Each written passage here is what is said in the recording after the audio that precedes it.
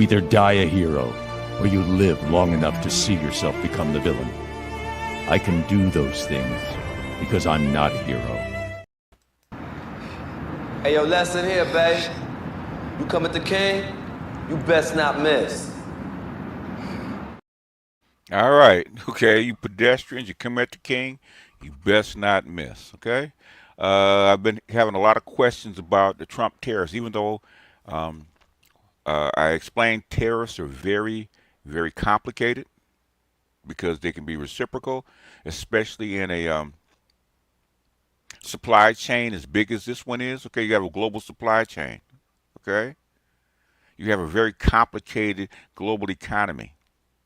And when you introduce tariffs, you actually have no idea how tariffs will work. So I hear people on both sides say tariffs are going to great, it's going to bring in taxes, it's going to do yada, yada, yada. Those people don't know shit, okay? And on the same token, you have people that say that Trump is stupid, he doesn't know what tariffs are, and he has no clue about it, and he's an idiot, which is also not true. Trump went to Wharton. Okay, School of Business. He knows exactly what a tariff is. He's a billionaire. He knows exactly what a tariff is. He's been talking about tariffs and taxes since 1985. Somebody sent me a clip of him talking about taxes to Oprah in 1985-86. Okay, he knows exactly what a tariff is. So I hear all this upheaval, okay? And most of the people that are talking about tariffs, they have absolutely no idea what the fuck it is, right? They're not economists. They've never read a book on economy. They never read a book on tariffs. They don't know exactly what tariffs are, what they do. Most tariffs are protective, okay? And the United States has some form of tariff since the Boston fucking Tea Party. They fought wars over tariffs. You had a whole section of the country secede over tariffs. You had people curse tariffs. Smoot-Hartley, okay? Smoot-Hartley tariffs. From 1865 to 1930, really to 1920, you had tariffs, okay? For the most part, right? Your biggest anti-tariff legislation is what people didn't like. It was called NAFTA. Free trade. Basically lowering all taxes and tariffs for trade between countries. Most people talking have no clue about what the hell they're talking about. The thing is, Trump is bringing it up. We think Trump is going overboard, and that might be true, but there's a reason that he's going overboard. There's a good reason that he's going overboard. Because what the Biden administration has done, okay, in trying to fix our situation between the United States, the West, and the BRICS.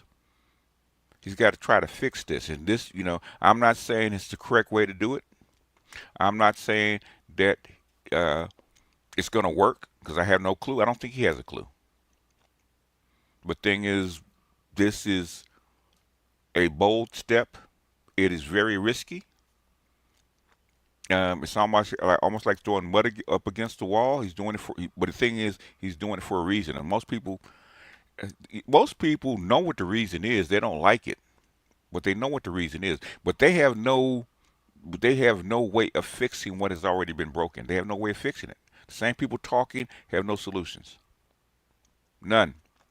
Sometimes some of the people talking have no concept of what he's trying to do. They don't have a concept. All they know is he's causing pain and people are squealing, and they're reacting to what people are squealing about because they don't like him. But I did find, I was just scrolling through the day, and the reason I'm doing this as a special segment is because I was listening to Jamal Thomas. I hadn't listened to him all week, and he had Mark Frost on talking about the Trump tariffs, right? So I listened in, and what Mark Frost is saying is the shit I said when Trump got in office. He started talking about tariffs. Almost to the letter, he's saying the exact same thing. And I know what my pro-black teachers told me, including Dr. Claude Anderson told me, okay, black folks are not going to believe what the fuck you say until it comes out of a white man's mouth. So I had to find a white man A qualified white man that's saying the exact same shit that I'm saying. So I'm getting ready to give you that white man. I ain't we base, so I ain't aiming.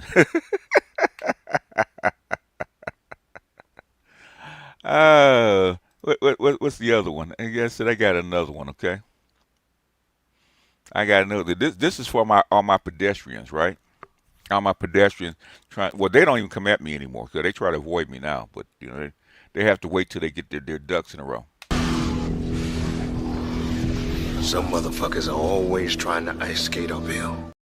There's a lot of cats in this space that I had a lot of respect for that said they knew what the hell they were talking about and they were well researched. They understand politics. They understand the problem. And I was sorely disappointed with this last race, 2024, the 2024 election race. I was so sorely disappointed. I could not believe. I must just say it. I could not believe the blatant stupidity that's in this space about politics. Blatant stupidity, and I'm gonna call it. Okay, you motherfuckers are idiots. Are idiots. You motherfuckers are talking about goddamn performative shit like Jasmine Crockett calling the governor Hot Wheels, and that's what you put up as politics. Let me calm down. Let me calm down. All right, let me go ahead and present this before I start ranting because I got that's why I start calling people that get upset when I call them fucking pedestrians, right?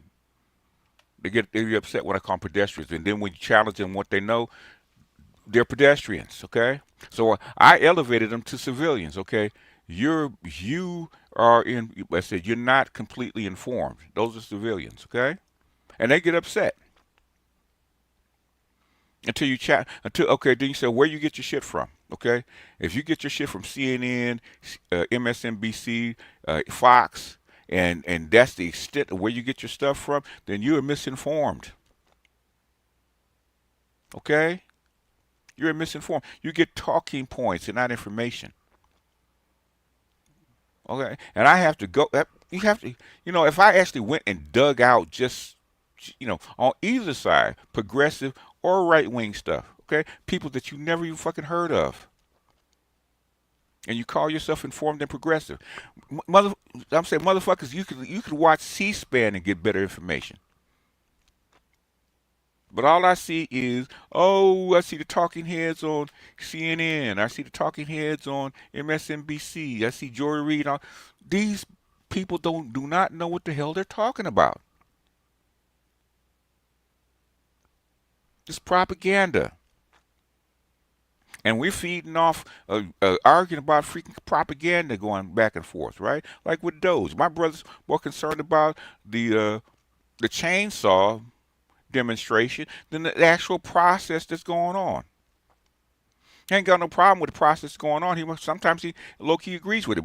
But the thing is, you don't have to use the chainsaw. Who gives a shit about a goddamn chainsaw?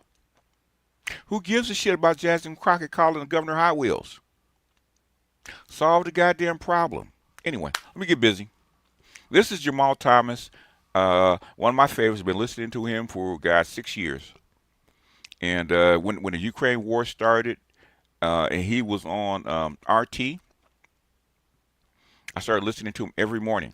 Okay, because he brought on people that are outside of the propaganda consensus, right? And I start comparing notes. Okay, what are they saying? What are these people saying versus what the press is saying? Okay. And I did that for 3 years, man. There's so many lies that the Washington Post, the Wall Street Journal, New York Times told. It was absolutely astounding, and they're still lying, and they have been exposed as lying. And people still eat this shit up. I cannot believe the rhetoric that's still going on after you've been exposed and you've been embarrassed. The Democratic pedestrians have been embarrassed and they're still trying to run the same propaganda. Come on. Anyhow, let me get busy.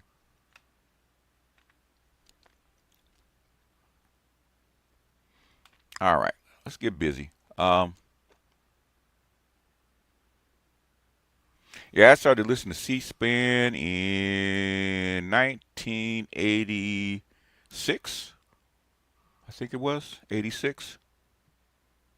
Anyhow, this is Jamal Thomas, and he's talking to economist Mark Frost. Okay, and we're gonna comment on this, and then we're gonna get out of here before AB's panel starts.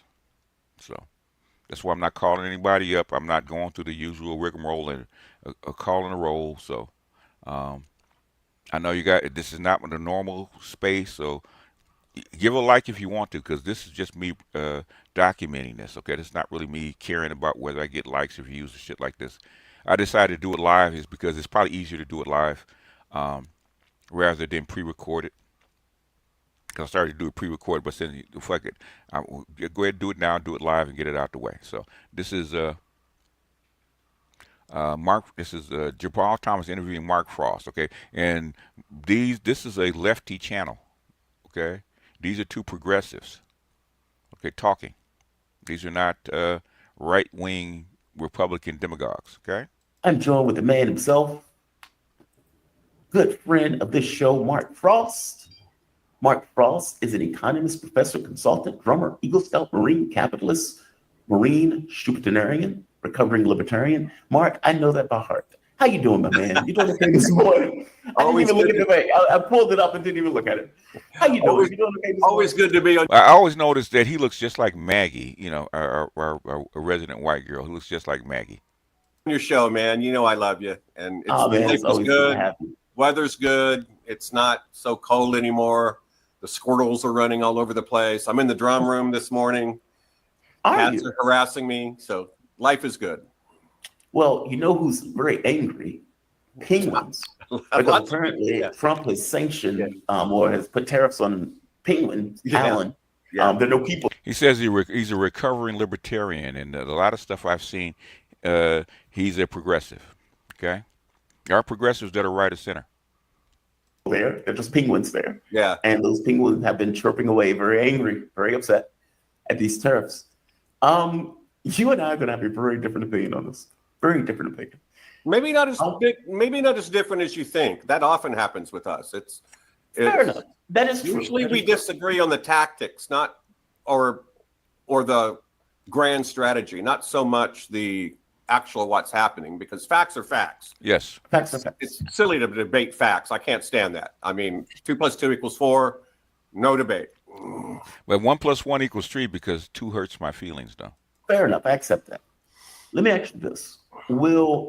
I've seen some reporting, I think it was the Tax Foundation, that pointed out that people are going to effectively have to pay like a tax of $2,100 each as a result of the sanctions that Donald Trump has effectively waged against the world. Do you agree with that? Disagree with that? Most economic topics aren't conducive to sound bites, so I both agree and I disagree with it at the same time, because you have a short run impact and you have a long run impact.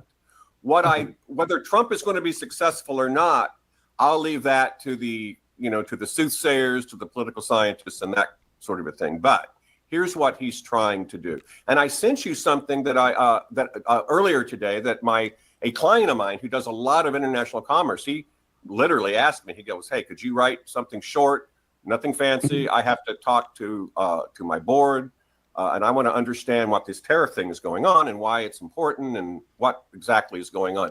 So I sent you almost exactly what I sent him, with just personally identifiable information taken out. And so what Trump is trying to do, and again, whether he's successful or not, only time will tell that. What he's trying to do is to conquer probably the fundamental problem of a representative democracy. You got to remember, tariffs themselves are not right wing, okay? Free trade is a conservative right wing talking point, okay? Tariffs are anti right wing, anti conservative, anti-capitalist conservative. Okay, free trade, ultimate free traders are the epitome of right-wing capitalists. Okay, free trade, right? Tariffs are more along the line of protectionist, leftist policies.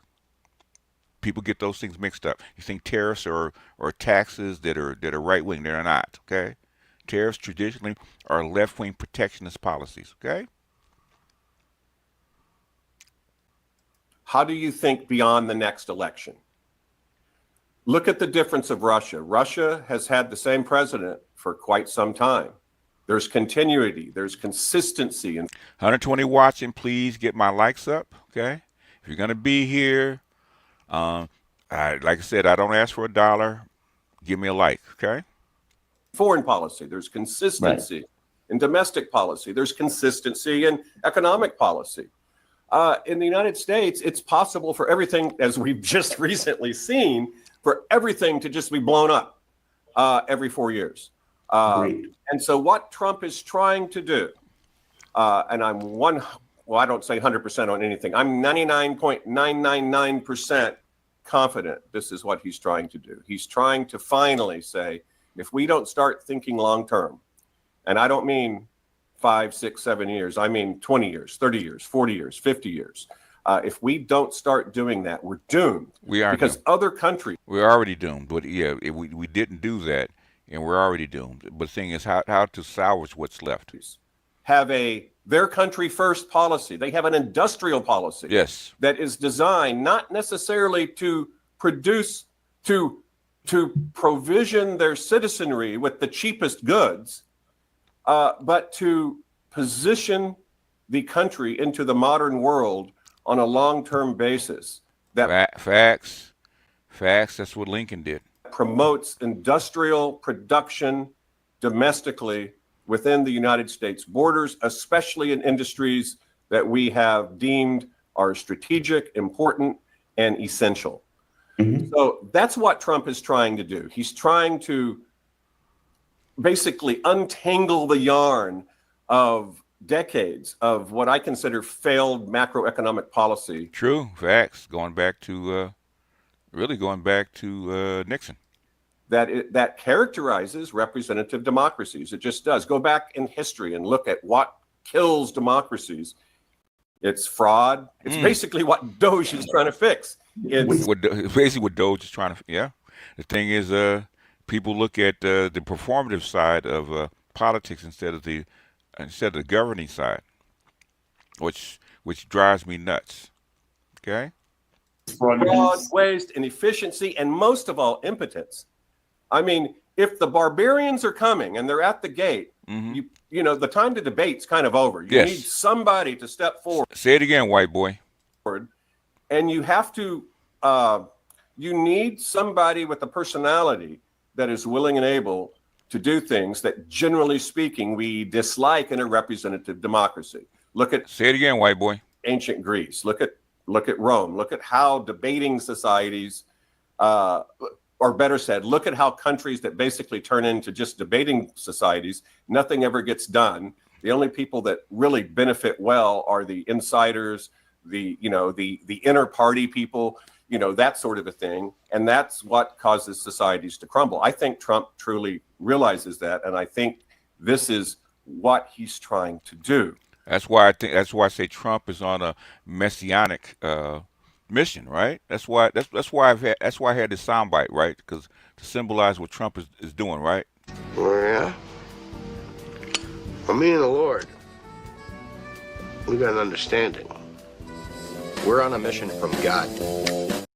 That's Trump, okay? He's on a mission from God. I'm trying to get Dr. Neal to write a paper on that of Trump's messianic vision. Okay, he hadn't done it yet, but the thing is, he's the one person that probably could do it because people don't realize Trump is on a mission from God. This has nothing to do with the standard politics. Okay, that's like he's willing to open up the files of JFK and King and Epstein, all these kind of people. He wants to root all this shit out. Okay, and it's going to be messy.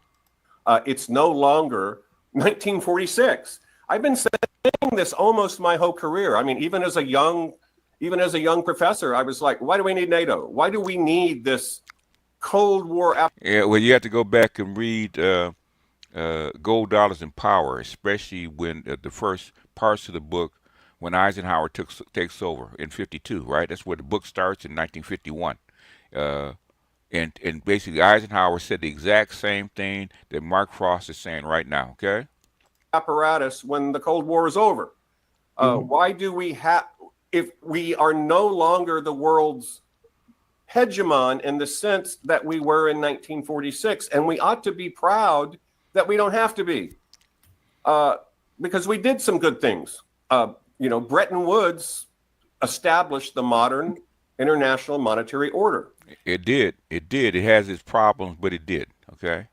And as long as we had the boogeyman, I think maybe our younger viewers don't grasp how much the USSR as the boogeyman drove everything about American policy. And it also kept Europeans in line. Also kept the rest of the world in line. We didn't care about fairness in trade as long as they weren't communist. As long as Canada wasn't communist, we didn't care. As long as Japan stayed capitalist, we didn't care. Indonesia, we did a coup, on Sukarno, yes, because Suharto was our guy. Yes. The CIA literally, because we viewed Sukarno as someone who was at least communist friendly. And if you really go back and study it, he wasn't. He was just simply saying, perhaps we could have something in between. Yeah. And one of the most corrupt presidents in the history of politics was Suharto. His daughter, his kids. Yeah. One kid owned the banks, one kid owned the roads. It was an exercise in capitalist corruption. Yes. So I think Trump is genuinely trying to fix that. I think he genuinely hates this Russian-Ukraine war. I think he correctly sees the danger of BRICS. Yeah. Should that come to fruition? The danger to whom, though? The danger to us, okay? And the same stuff you heard me say over the past year, okay? The exact same shit, okay? The exact same stuff. Like I said, but it's coming out of a white man's mouth, okay? And by the way, the BRICS nations do not want to do BRICS. We've forced them into it. An international payment say it again, white boy.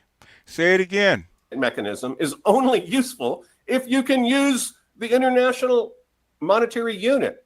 If you sanction this and sanction that and seize this balance and seize that balance, if you turn your international standard into an American club, it's not surprising that rational international actors don't want to use that anymore. So Trump is the first president I have in my lifetime that I have seen that understands we are doing this to ourselves. And if we don't do something different, we're going to get this nightmare scenario that, since you've known me, I've been talking about. The nightmare scenario is something like BRICS, where the US dollar plummets to Yes. The only reason it hasn't plummeted is because it's too big to fail right now. That's the only reason. And Trump is trying to reverse some of this stuff. But the thing is, how is he doing it? By trying to rattle the cage. Okay. near nothing. And the BRIC nations don't want to do this because they know the outcome of that. It is literally scorched earth. Yeah. You know, we suffer greatly, but so does the whole world. I mean, the entire monetary foundation of the world collapses. That's what's at stake. And Yep, exactly. I said that. That's what Trump knows. Okay, he's got the baby and he's got the gun to the baby's head. I think Trump sees that, and I like that about him. Now, if you'll let me to answer. I haven't said a word. I'm going to take my economics hat off now and I put my psychologist hat on. Trump is a trip. Can we agree on that? Is that a fair statement? I don't care if you love him or hate him. That dude is a trip. I've never seen anything like it. Maybe if you go back and study Huey Long or Andrew Jackson or somebody like that, Trump is a trip. He likes to hear himself talk, but he's not stupid. He's playing chess, not checkers. And Trump Trump has figured out that the United States is the most desirable market in the world to do business in. And there's power in that. And he says tariff. And like you said, he's going to tariff penguins. You know, I bet this squirrel out here that I'm looking at right here, right now, I bet he wants to tariff that squirrel just to get the squirrel to change its behavior. Yeah. And you know what? Yeah. It seems to be, it's premature to say it's working, but it's kind of working. Exactly. Work with Mexico and work with Canada. Change. But I said that he's not trying to penalize or tax. What he's trying to do is bring them to the table and actually change their behavior. That's what he's trying to do. That's what the tariffs are for. It's a threat. We used to call it saber rattling.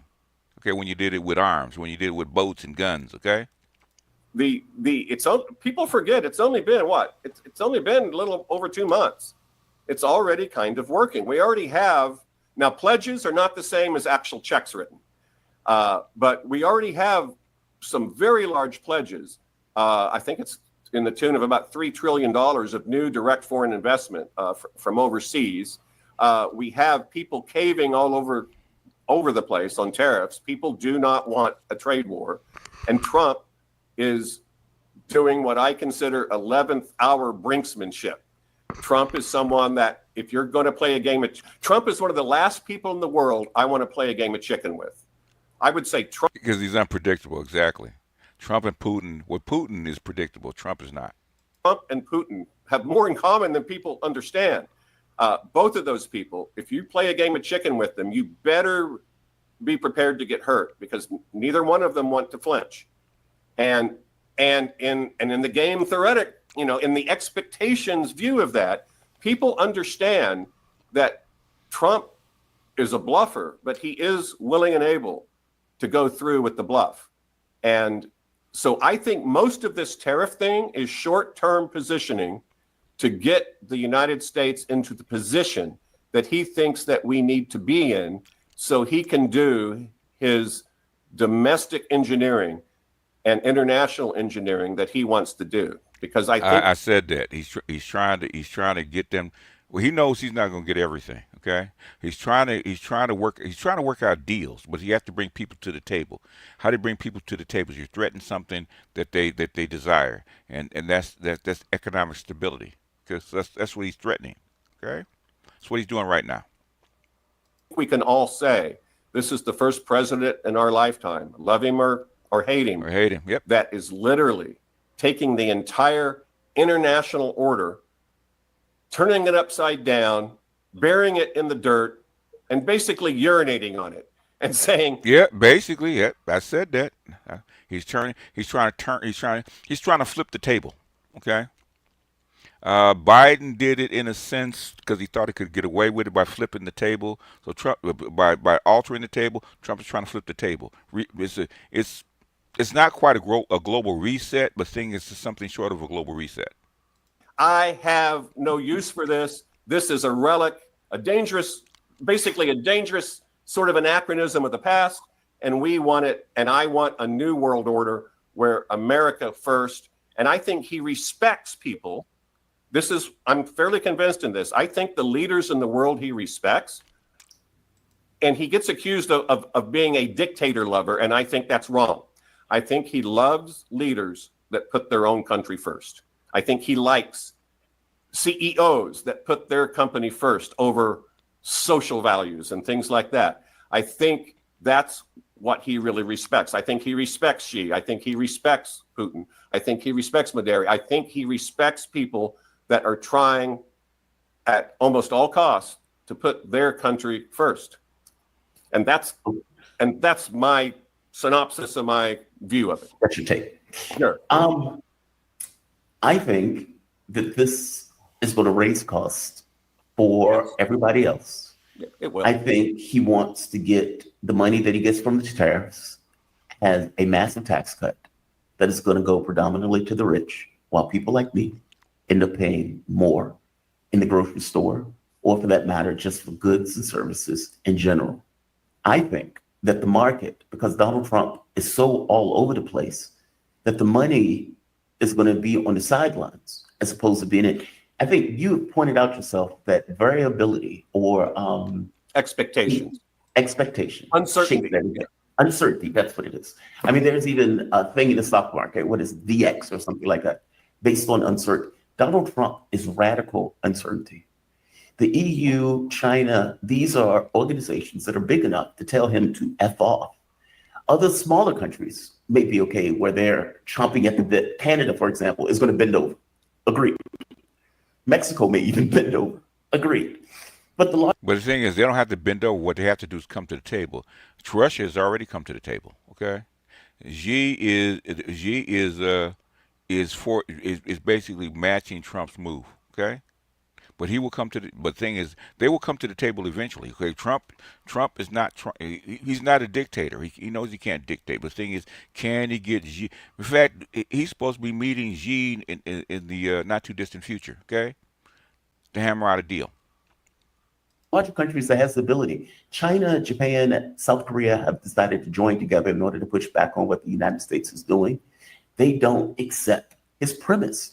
I agree with you that what he's trying to do is pull manufacturing back into America, thinking we've lost our industrial base. That's what happens when a guy that's not schooled in economics or economic theory gets lost. Right? He missed entirely what Frost was trying to say. Okay. I agree with you on that. In 4 years, and that's the issue. And you even pointed it out in the thing that you were saying just now. We go, Xi Jinping, Putin, hell, Angela Merkel, these people were there for like 16 years or more, meaning there's a continuity in regard to their policy, economic policy, et cetera, where they can see stuff through. If Xi Jinping is like, well, we want to build a high-speed rail that goes all the way through the country. Okay, he's going to be there from the beginning into the end of that process. That is not the way it works in America. You get Trump, Biden, Trump. You may get another Democrat the next time around, in which case your policy teeter-totters. I mean, Joe Biden's Build Back Better did squat. It was absurd. If you listen to it did nothing. It caused a lot of inflation. Yeah. The money wasn't even distributed per se based on the way that Joe Biden had created the legislation.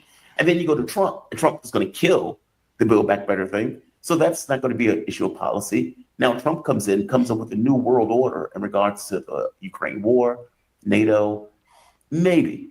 The NATO thing is more dicey. I mean, Mark Rubio said he wasn't necessarily trying to pull out of NATO, even though the 5% thing is not something they could pay. So there may be a bit of deep politics being played in regards to NATO. Yes. I agree with you that that's what he's trying to do. I disagree with you that that's what's going to happen.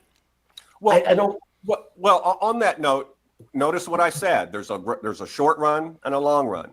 If you if tariffs make things more expensive that are imported, that's a fact. It's not up for debate. I don't care if you're a left-wing economist, a right-wing economist, you're not an economist, you're just somebody on TV that talks. I don't care. Tariffs make things more expensive to the extent that you continue to import them. And the things that will be made the most expensive are the things that in the short run, we have no domestic alternative for. It might be something as simple as a 1 penny screw that we just simply don't make domestically. We can make them domestically, but we can't make them domestically tomorrow. We can make them domestically in 6 months, maybe, and it depends on the industry that we're talking about. But tariffs absolutely will increase prices for whatever that they are levied on, consistent with the price elasticity of demand of that particular good. So that's what it's supposed to do. That's what a tariff is supposed to do. It's supposed to make domestic goods more attractive. Now, if it's insulin you're importing, then the consumer will pay 100% of that tariff. If there's lots of close domestic substitutes and consumers can very quickly stop buying Chinese screws and start buying screws made in Oklahoma, then the seller will pay 100% of that tariff if they want to continue to if they want to continue to do business, in the United States. Right. So there's the short-term thing. And that's why I prefaced what I said with sort of the macroeconomic, or better said, the international political economy Achilles heel, if you will, of, a representative democracy. It is fickle and it's very difficult to keep, anything going in a continuous manner. However, Trump is destroying the Bretton Woods arrangement. Wow. He's literally destroying it. He's destroying some of the internal institutions of Congress. He's destroying, in many ways, from my perspective at least, the way people look at the Supreme Court.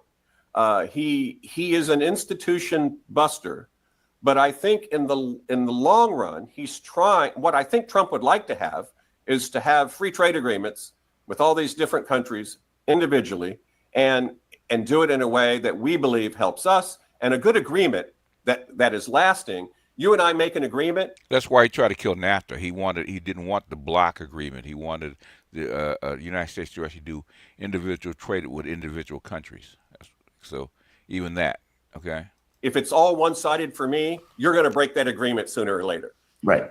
If it's all one-sided for you, I'm going to break it sooner or later. A good agreement is where people walk away and they compromise, they give something up, somebody else gives something up, and you have a viable, and because of the agreement, there is a positive sum game. The sum of the wealth is more than the sum of its parts. There's a synergy in there.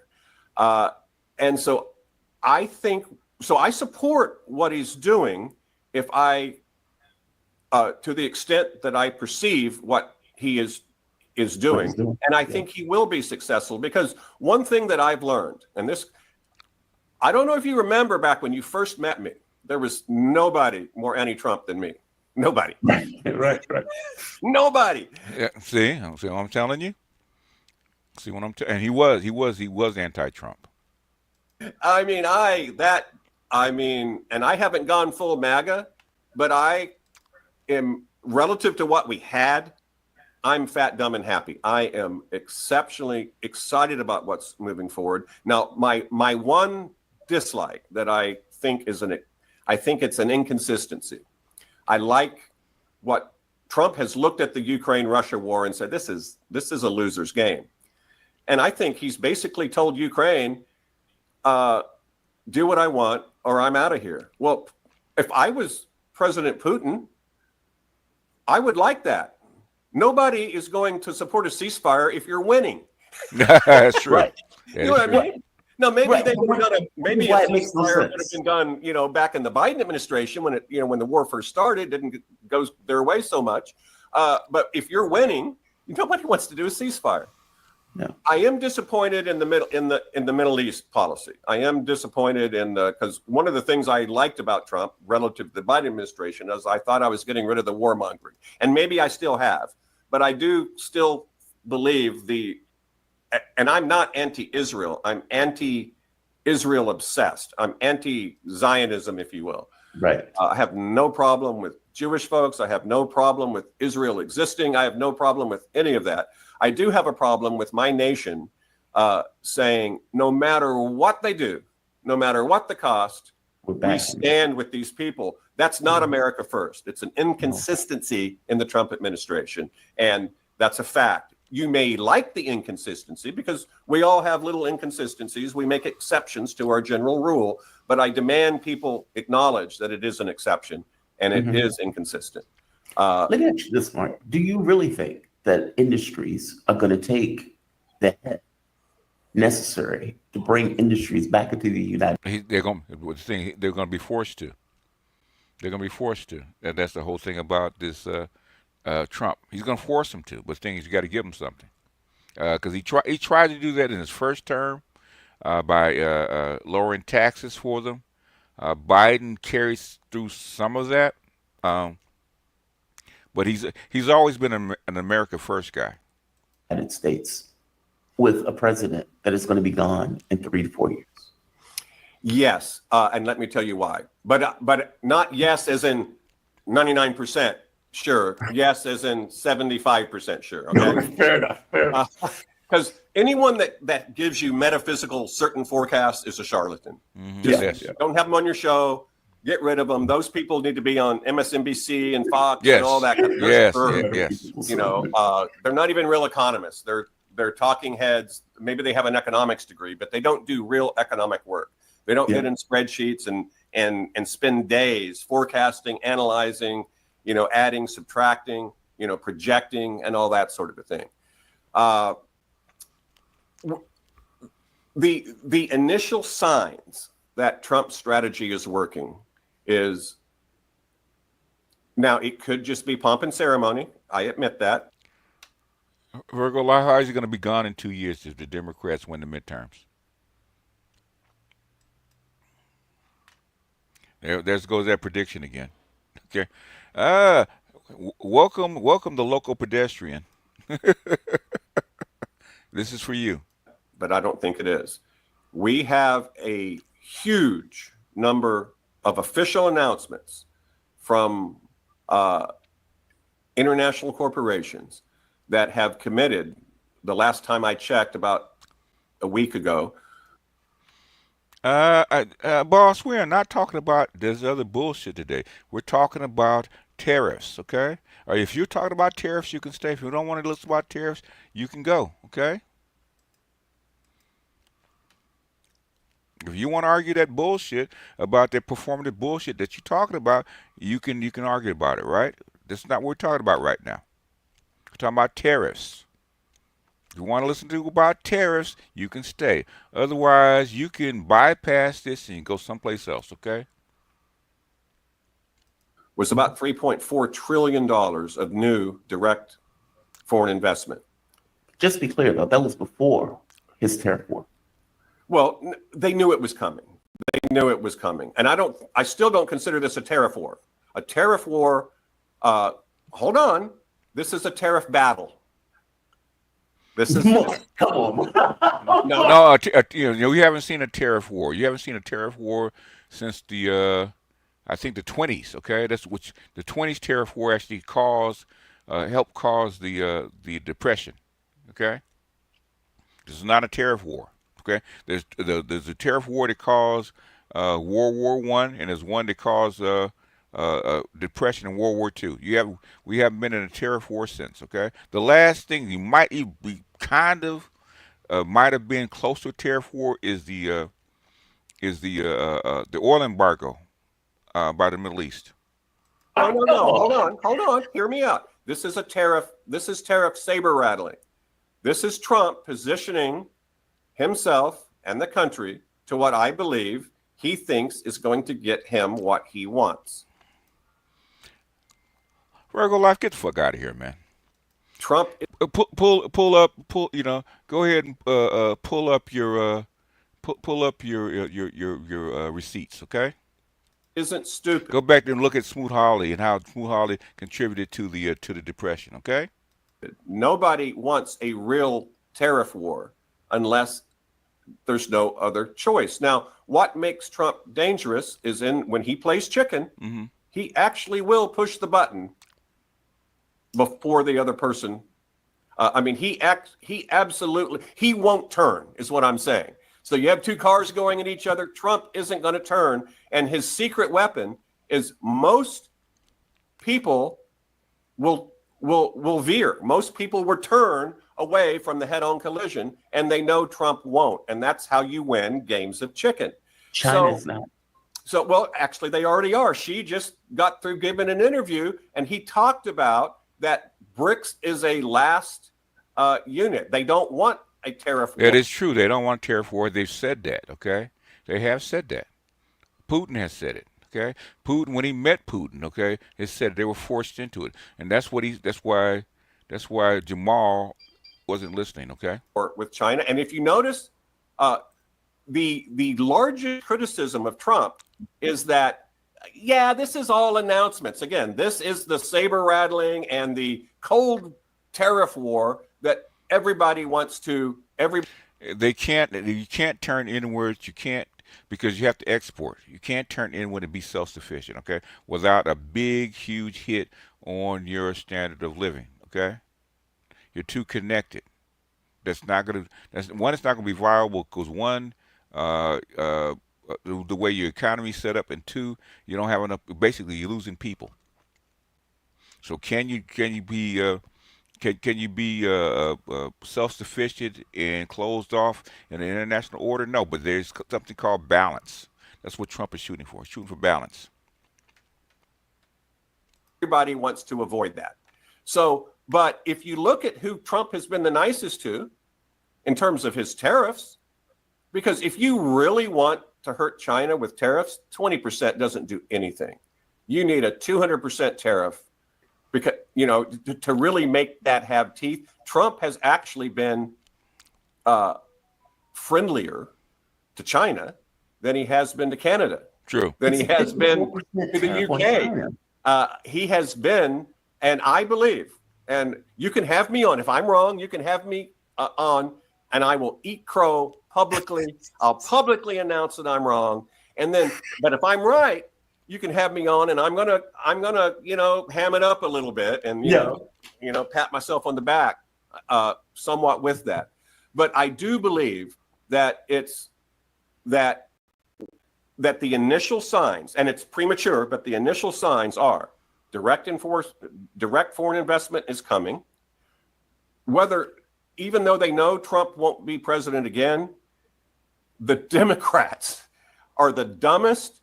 The modern Democrats are the dumbest. Yeah. I mean, I don't claim to be some grand political analyst, but these are stupid people that run the Democrats. Say it again, white boy. Say it again. Party. I see no one that. I think the Democratic Party, unless something huge happens, is almost done at least for the extended future. So the next president is probably. I mean, I would not be surprised if 2028 is Vance Gabbard. Ooh, okay. I would not be surprised in that at all. So even though Trump may not be president, Trump has destroyed the Republican Party. Or let me say it differently. He's destroyed the conservative nature of the Republican Party. Yeah, he has pushed them into being populist. In fact, they're more libertarian leaning, much like Rand Paul and Ron Paul. And MAGA is much more a populist movement than it is a Republican movement. In fact, the old-fashioned Republicans would never go toward the deplorables. Okay, those were the left outs. Okay, where Hillary Clinton called the deplorables. Okay, those were the forgotten people. And Trump saw an opportunity. Okay, if I can get these people behind me, I can be president. He was right. Because the whole nature of conservatives is they want tomorrow to be a strong function of what yesterday was. That's what a conservative is. Let's not have a whole lot of change. I mean, that's why progressives freak conservatives out. If MS Delta is in the heart of the beast.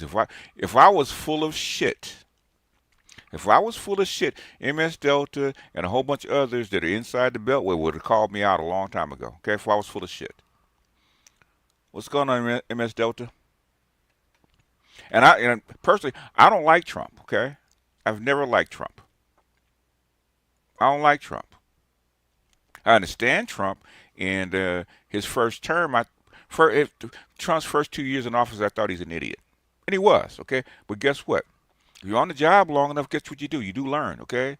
Trump 1.0 is a learning curve, okay? Trump 2.0, he's at 8 years. To actually figure out what a presidency actually is. He knows what the fuck he's doing. It's what people don't realize. This ain't his first rodeo. And he had a whole bunch of time off to study and reflect on his errors. Completely different guy. Okay? So most people don't realize. Oh, Trump is an idiot. He's stupid. He didn't know what he's doing. His first 2 years, I give you that. Motherfucker did not know what the fuck he was doing his first 2 years, right? Suck him, he got burnt with COVID because he trusted people he shouldn't have trusted. He trusted Fauci, right? He got burnt. He got burnt a whole bunch of ways with people that he didn't trust. He was not going to make the same mistake twice.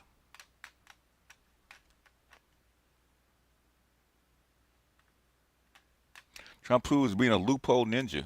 I don't know what the fuck that is, man. What's a loophole ninja? Out so much because they want these grand, changes in society that will create more justice and create more equity and more fairness and all that. And the conservatives are like, oh, we can't have that. Yeah. We want tomorrow to be like yesterday. We don't, we want our house values to stay the same. We want certainty. That's the conservative. They want certainty, okay? In an uncertain world, it's impossible. both political and economic foundation.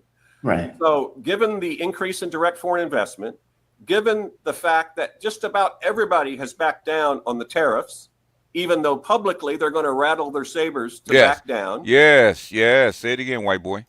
I believe Trump is going to back down. Yes. I And do give too. people an opportunity to have face. And Canada's going to drop the symbolic, whatever it is, Yeah. the high dairy tariff. I find a lot of this to be hypocritical because we have used tariffs to protect our farmers since I've studied economics. Yes. Yes. You know, yes. I know, but give me your take. How is this different than the Smith-Hartley Act? What's different is Trump's. Is Trump's doing it. Yeah. Let's be honest. Put yourself in the position of any foreign leader. He talked about Smoot-Hartley, right? Okay, I just mentioned it about Smoot-Hartley and its effect and cause of the depression, right? Go back and read it. Anyway, BGS, I'm getting the feeling from white folks that they are realizing the world is turning into the East global South. They've been complaining a lot about the Far East. Yeah, well, yeah. They finally woke up, okay? Somebody said they were in a gas station and heard a white boy playing one of my podcasts. So who knows, man? Joe Biden comes to you and says, I demand you do X, Y, Z. Be honest. Yeah, you don't care. What are you going to do? No, you're going to laugh. You're gonna be right. Yeah, you don't care. But Joe Biden's actually. You're going to laugh. You're going to just be like, okay, dude. Yeah, keep talking. Yeah. You know, you get your popcorn out. Now, when Trump says this, again, you don't have to like him. You can hate him. But if you're an objective person that can think things that you don't like and don't agree with, Trump is a different kind of person. I know, but it depends on what it is, Mark. Like, if I'm China, I'm not accepting this. I am big enough that, look, the amount of trade that goes between the U.S. and China is only 2% of China's GDP. They don't care. They may want to trade with America, but they can do without. They do care is because they still trade with the U.S. dollar. They do care. They do care. They do care. It's not true, Jamal. And I get the sense. I was reading some of the reports that pointed out that the dollar itself became more dodgy because of what Trump is doing with this. Meaning you already had the dollar go from 70% of the world reserve currency, like 50-something%. And their point was, this makes that even more dubious, that what Trump is doing is sticking his neck out. This is a risk for the U.S. economy, not just the world economy. I dispute those numbers, by the way. I don't know where you got that source, but that's not what I would. You don't buy it? State no. That the world reserve currency, that the U.S. dollar is like 58%. No, what I'm saying is it has not dropped to 50%. In fact, it's no. I didn't say 50. Okay, I'm sorry. Okay. Last I saw it was like 58%. But well, that depends on how you compute it, whether you're using gross domestic product, whether you're using gross national product. But if you look at it in the terms of weighted contracts by dollar denomination as a percentage of non-dollar denominations, it's actually increased. And it's increased because the United States looks like it's becoming less combative and hold on. It is becoming less combative. Trump clearly has a different worldview than the Democrats did during the Joe Biden administration. He clearly has a different worldview than the Republicans, than any Republican in my lifetime has had. And the American First agenda, which has its warts, but the American First agenda absolutely is predicated on let's stay out of foreign wars. True. That stupid signal thing that what's his name, invited the journalist on. That made it clear. There's debate within, Vance and Tulsi. They were clearly saying this isn't really MAGA. This is not really America First. We're entangling ourselves in foreign wars and things, and if we want to remain the economic powerhouse that we are, we have to play nice with the rest of the world. In order to play nice with the rest of the world, we have to destroy the habits that we've got ourselves into and that we've got our friends into. And as then they turn around and bomb Yemen, and is now threatening Iran. Well, I agree, and I'm not in favor of that. But it's a threat, and we will have to see. But what I'm arguing is what I suspect, what I strongly believe, based on my experience, is true, and that Trump is mostly saber rattling. He does not want to get into a war with Iran. He does not. And that's already been that's already been proven the last time. If he wanted a war with Iran, he could have started that one back in, I think it was 2018. He could have started that war. He didn't. He backed down. Trump has backed down off of wars. Okay, Trump has actually backed down. People don't keep track of this, but he has backed down. That's why there's Trump that talks and a Trump that does. You have to watch what he does rather than how he talks. Okay. That's why he's a very complex character. How costly, how much time would it take to transition our farms from GMOs to chemical fertilizers to, oh, you can't do that, man. To organic and maintain demand. Oh, you can't do that, okay?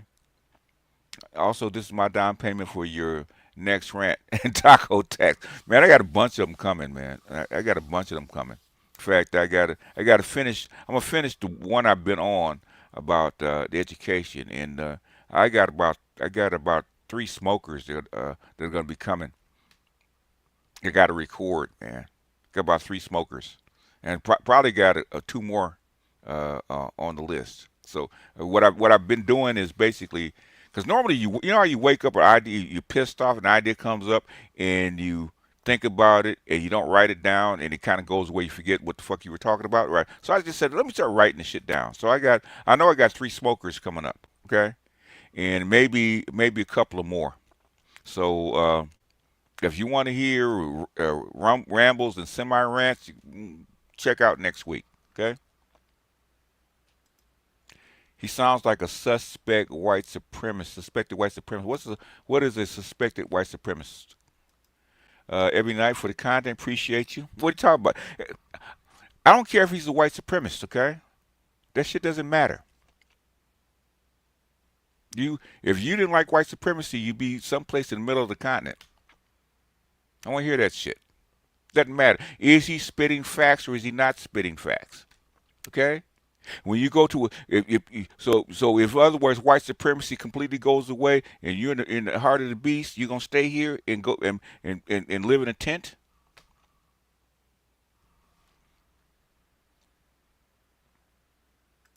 You have no idea what a suspected white supremacist is. Motherfucker, no, please stop. Stop with that shit. But if he wants to win the midterms, he can't completely divorce himself from the Jewish lobby and the Jewish voice. That's true. Which would love to see us just put Iran into the Stone Age. That, I think, I don't know anyone to deny that. I think that's a fairly true statement. So it's the Israel first administration, not right. America. Yes. Now, China. So let's talk about China. China's banking system, if it was Western standards, is on the verge of collapse. Almost every bank they have is insolvent. Every bank we have is insolvent. So what? Their internal domestic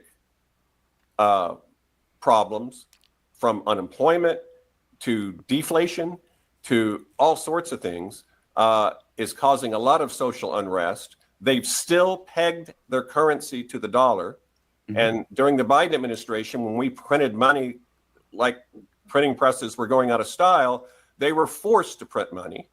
And they didn't need to print money because their economy was already overheated. Then they printed money. Then I think you had me on about 5 years ago, and I said China's about to do a controlled burn. They're going to forcibly put their economy into a recession so that they don't have a depression. That's exactly what they did, and it stopped the. That is a different. It's a different economy, a different society. It's a very orderly, authoritarian society. They can do shit that we can't. Okay, shit, like with COVID happened, right? Everybody had to fucking wear a mask, otherwise you get hit with a stick by a cop. Okay, couldn't do that shit here. Different culture, different economy, different rules. Okay, what he's saying is absolutely correct. the crumbling of what they have. But China has a lot of problems, and China understands that they do not want to get into a economic war with the United States. Trump could, if he wanted to, completely destroy their economy by just, hold on, he could do it with an executive order. Now, it would seriously harm our own economy, but all he would have to do is just take most favored nation away from them. Okay. That would take them out of the banking system. That would take them out of the International Monetary Fund. It would take them out of most of the world's financial. It would turn them into Russia. Now, Russia, one of the magnificent things about Russia, you had me on the day of the sanctions, that when Biden put the sanctions on them.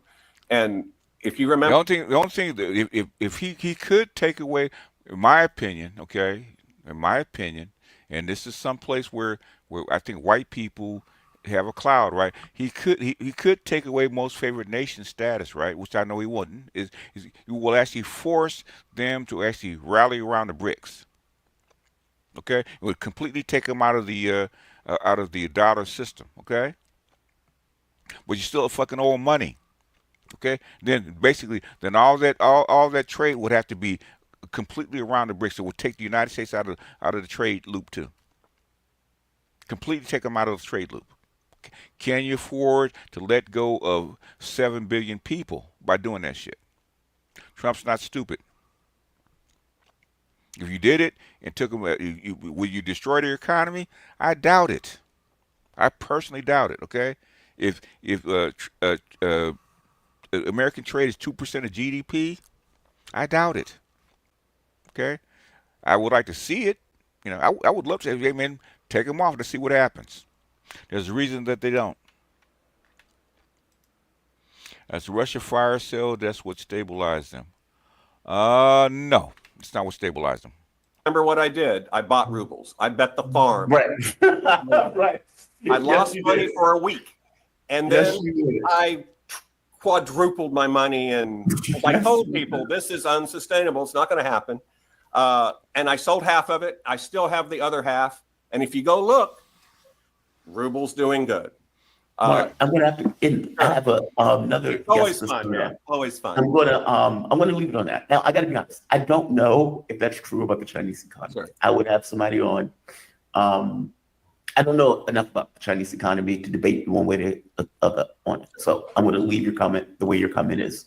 You're right. You did buy rubles. You did make a ton of money on rubles. And the reason he knew, because he made a ton of money on rubles, because he knew the exact same shit that I knew. Okay, that once you took them out of that, the Chinese BRICS economy or system would actually light up and turn into something, right? The reason that the BRICS and China still hold on to the goddamn dollar is because America is still too big to fail.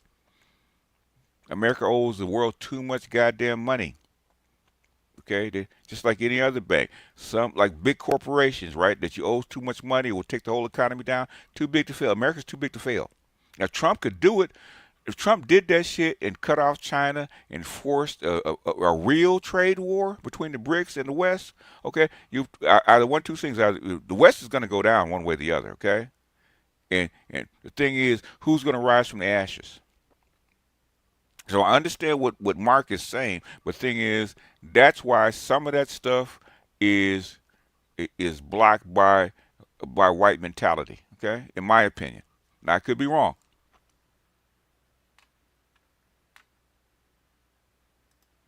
That's not true. China needs America. Why does China need America, James?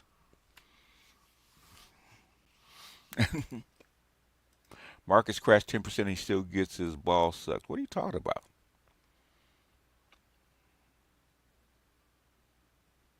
What are you talking about, Jim Master, Jay? It's bullshit.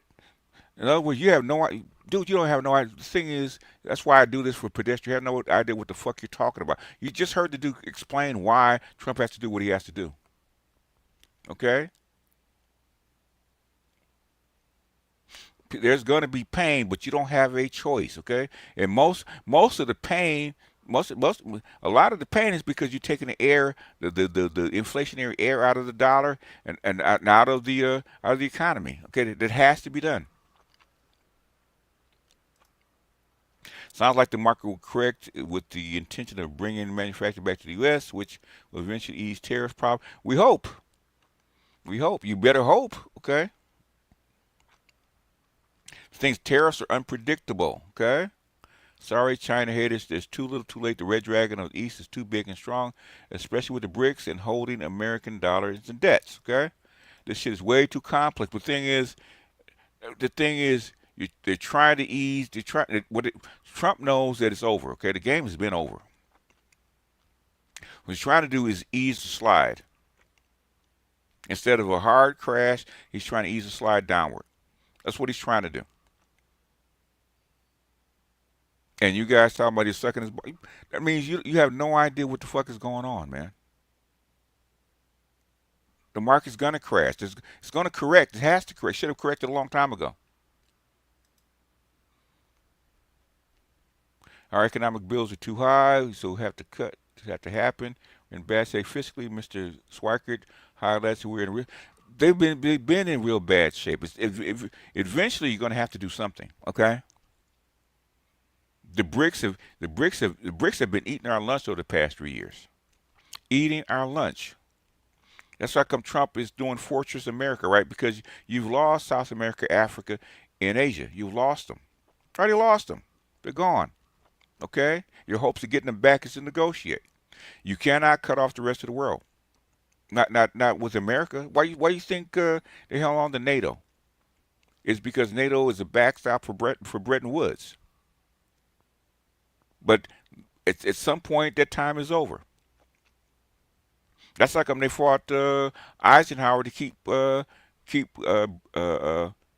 NATO alive, which saved you in a sense, is because in 1971, when you're forced off the dollar, okay, Nixon said he's going to pull all the troops and all the bases from around the world, and you guys have to fend for yourself.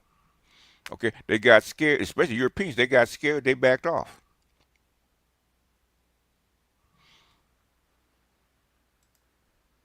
Thank you, Lithium. DZL Jr., what's going on? It's no more road left to kick the can. No, it's been gone. When did the 10% decline become a crash? When you have pedestrians in the mix, okay?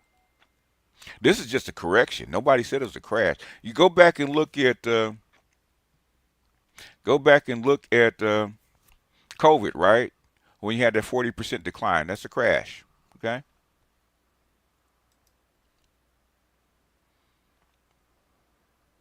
Anyhow, let me go ahead and get out of here. AB's probably starting up his live. If you want to talk to me, okay, all you people, you want to talk to me, want to argue with me, go over to AB's because he puts the link in, okay? This is just me. I had to get this recorded because I actually wanted to highlight this particular interview because he's saying a lot of shit that I said over the past couple of years. If you go to Inside China Business, Homeboy documents this stuff at least 2 or 3 times a week. The only reason he hasn't done it this week because he's on a road trip, okay, looking at factories, okay? He's talked. If you go to Inside China Business, he's documented this shit bit by bit by bit by bit by bit, okay? Now, if you pedestrians disagree with me and you want to challenge, man, you can shoot me a comment, shoot me an email, and but you have to bring your ass up on the panel, okay? And you have to take that ass whooping like a man, okay? And like I'm gonna actually get that sound bite from Harlem Nights, right? And when he said, "Don't take this ass whipping personally," okay? That's AB's link, so I'll be over there in a few. That's what I'm saying. You got a lot of pedestrians spitting crap, okay? He said, Dr. Reef says, you're right about the point about them rattling around the bricks, okay?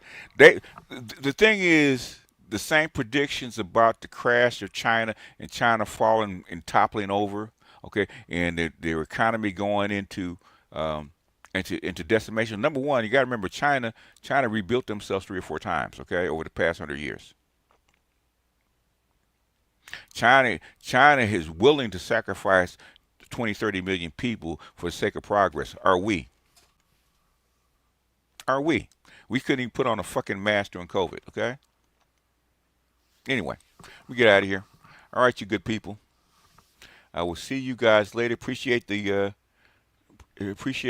super chats. I really don't expect super chats over here, and this is not really a live stream to actually, kind of embrace people. This is actually could have been a pre-recorded, but I decided to do it live because I just saw this, and I said, okay, and we give the so-called pedestrians a chance to respond.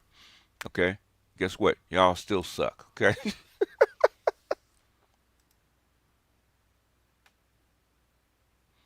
And S&P 500 is only up 108% in the last 5 years instead of 135%. Yeah. Yeah. It's not a crash. It's a correction. And you had a bigger correction after the end of the initial internet. Okay. When Silicon Valley, the stocks took a hit. I think it was 90. I want to say 2001, 2001, where it took like a 20% dive or 30% dive. Okay. That's a correction. A crash has got to be more than 30%. Anyhow, we get out of here. What can I say? Mamba out.